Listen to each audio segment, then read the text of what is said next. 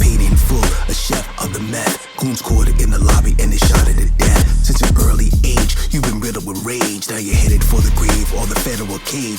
When it's time to bang, you get hanged like a drop of venom from a cobra fang. The goal just came in. Peace! This is OG Rev.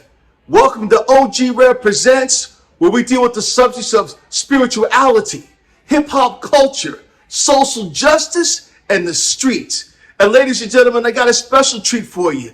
My brother is here, and he is a miracle man. Some of you are caught up in the streets and you think this is the only pathway forward for you? Well, this man got a story to tell you about how he's come from the hardest hardcore streets to the pinnacle of higher education. So, ladies and gentlemen, let me introduce you to Cheech. Cheech, how are you today? I'm doing good, Rev. Thank you for having me. Oh, man, it's a blessing. It's a blessing. Your stories just inspired me. And I want you to tell our viewers who are out on the block, out in the world, tell them a little bit about your story. All right. Well, first of all, my name is Arturo Cheech. I'll be 55 this year, and I've spent most of my life incarcerated. From the age of 12, going to juvenile hall, coming from a dysfunctional family, no father, just a mom who was always at work. The love and attention I craved at home wasn't there.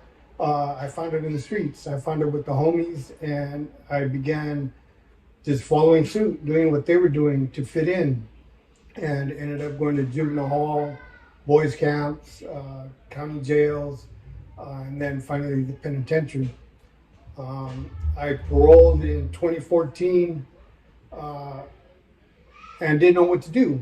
The first thing I did was I went and I picked up drugs and I started slanging, to support myself. And before you know it, 2 years had passed, the longest I've ever been out, and I couldn't understand why I hadn't been busted yet. I used methamphetamines, I was tweaking, and first thing that came to mind was the feds were on me. So that made it even worse. And I reached a point in the road where I couldn't survive in society. I wanted to go back to prison. 90% of me wanted to go back to prison. 10% of me wanted something different. And for some reason, I went to my community college and I enrolled.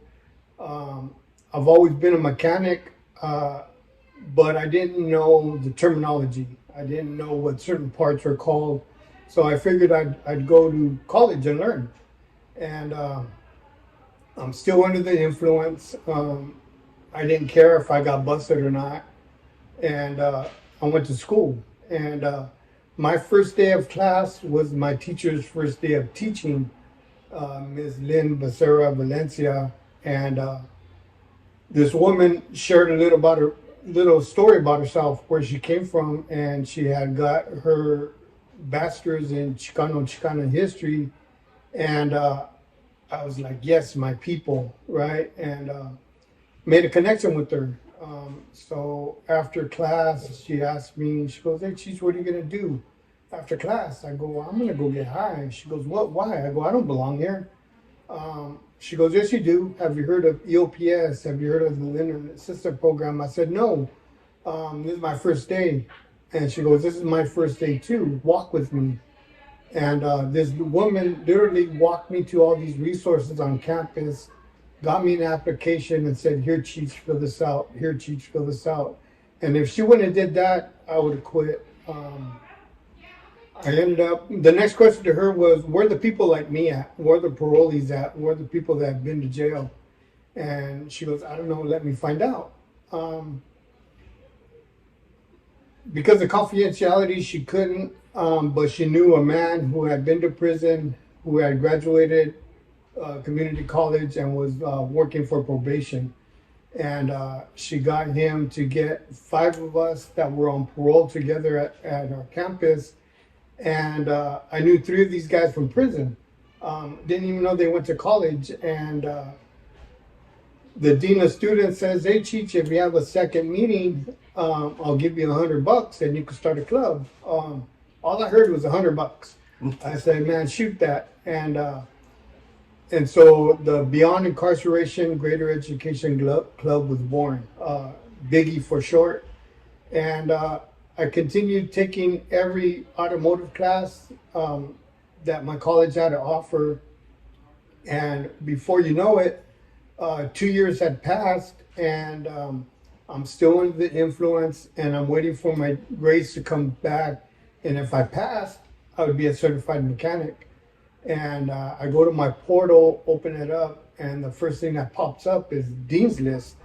And the first thing I said is, "Oh shit, I'm in trouble." Didn't know what Dean's List meant. Didn't know that they were gonna, what it was all about. Thank God for Google. I Googled it, and it said they were gonna recognize me for my grades.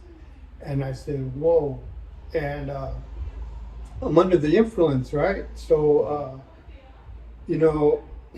with all due respect, I told myself, if I took my head out of my ass, sky's the limit.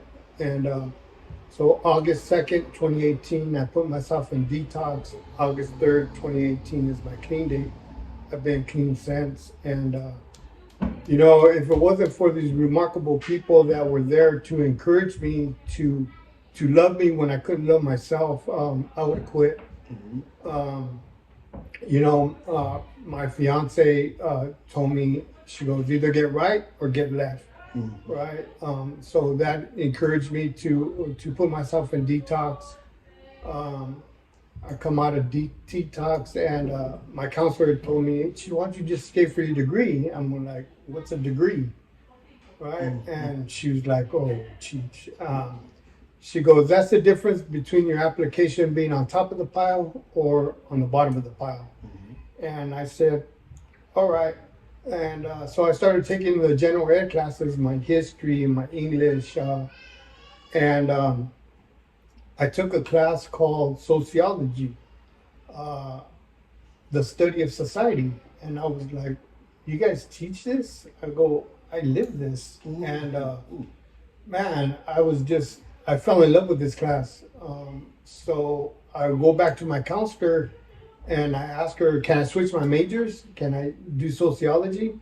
She goes, "You're almost done with automotive." She goes, "Why don't you just finish out your degree in automotive and then switch majors?" So in 2020, I graduated with 3 AS degrees in automotive technology. Then I switched my majors to sociology. And in 2020, I graduated with 2 more degrees in sociology for transfer. The crazy part is, I was encouraged to apply for universities, right? To transfer to universities. I had already put 6 years in community college, and I was burnt out. So in my mind, because Cheech knows how to think, I'm going to apply to the top universities in California, and when I get denied, I'm done. Right? I'll just go out and get a job. And, the next thing I know, I was accepted into UCLA, UC Berkeley, UC Santa Barbara, and UC Santa Cruz. And I was like, whoa, right? All 4 universities I applied to accepted me. And, it was crazy because, only a few years ago, I'm sitting in Wasco State Prison wondering what penitentiary I'm going to go to next. To now I have to decide to what university am I going to go to next. I picked UC Berkeley because of the name, right? Because it's a prestige college, and their sociology curriculum was just awesome. So in 2022, I transferred to Berkeley, and instead of enjoying the moment, right, of celebrating my accomplishment, to me it was like I was gonna go do another prison term. I left my family behind. I left my kids. I'm a grandfather. I left my grandkids behind, and I went to go do another prison term. I moved up here to the Bay Area, and I started isolating. I felt like I didn't fit in. I started my semester, and it was okay. I was a little nervous. I guess it was more than nervous. I was scared, right? But I have this image, man. You know, I'm a gangster. You know, I got this, and so I didn't show it, and I didn't reach out for help. And next thing you know, I failed my first quiz, and I was over it. I was ready to quit. I don't belong here. These people are smarter than me. So Underground Scholars, which is a club that is for formerly incarcerated, socially impacted people that I belong to. I went to my campus to go tell everybody bye. I was done, right? And our director tells me, she goes, "What? Why?" I go, "Like, I don't belong here. Like, I failed my quiz." And she goes, "Have you got a tutor?" And I said, like, "No, where do you get one at?" And she goes, "We got one here. He's formerly incarcerated. He's a sociology major, and he's a tutor." And I was like, "What?" And man, this man saved my life and changed the direction I was heading. I stuck it out, and I passed my first semester with 3.7. Man, so, which is crazy. And I just finished my second semester with I have a 3.6 average in my first year, which is incredible, right? But first of all, I couldn't be where I'm at without God's grace, right? Amen. God gave me a second chance at life to to come educate myself, to change the way I live, to change the way I think, right? Because my best thinking got me 13 years in prison, right? I got to stay out of here and have an open mind. And I love learning. And like I said, I'm going to be 55 and I'm barely growing up. So, to anybody out there listening, it's never too late. God has a plan for me. I'm still trying to figure it out, but it's all coming together. My end goal was to get my PhD in education and become Dr. Cheech. Dr. Cheech sounds pretty gangster to me. I love it. Yeah, and so that was my end goal is to get my PhD and go teach in the juvenile justice system, right? Because there's where my career started, in the juvenile halls. Most of the time we just need somebody to listen to us, right? We, like, nobody ever came up to me and said, "Hey, Cheech, like, well, what's going on, man? Why are you acting out?" It was lock them up, throw away the key. And, mass incarceration didn't work. I did 13 years in and out of prison, all for drug convictions, right? For selling methamphetamines, for being under the influence, for possessions. Never once was offered a program. Here I am coming up on 5 years of recovery because NA worked for me, right? And so, I reach out for help.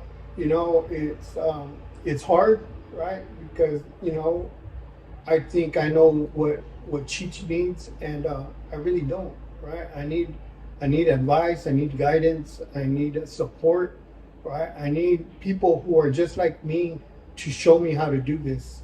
Right? Somebody that's from the streets, somebody that's from prison, somebody that's hit that pipe, somebody who's in recovery that could show me, right? And so summer's here, and about a month ago,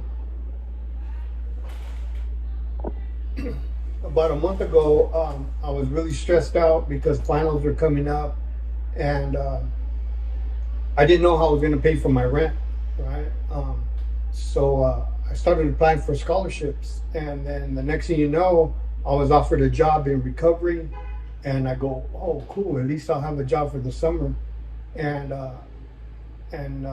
before you know it, all these scholarships were responding to me, and in the last 3-4 weeks, I've won $30,000 in scholarships, and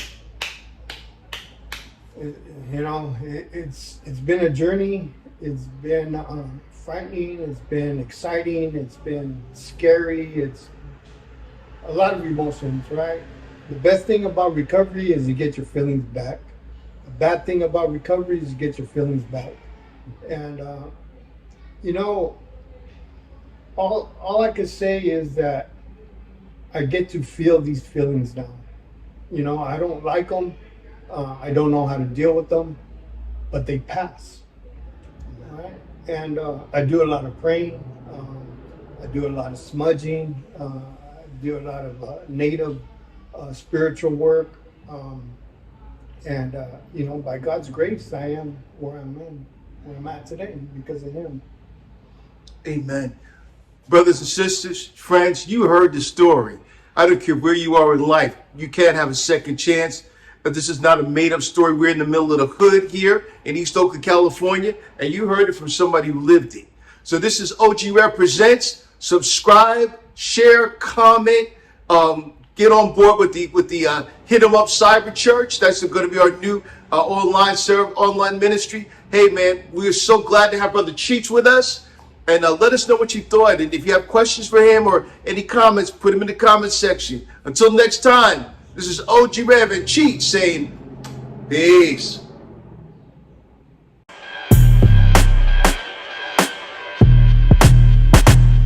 You were born in hell, your crib was aflame. Tagged in your toe set, claimed by the game. Mama paid in full, a chef of the meth.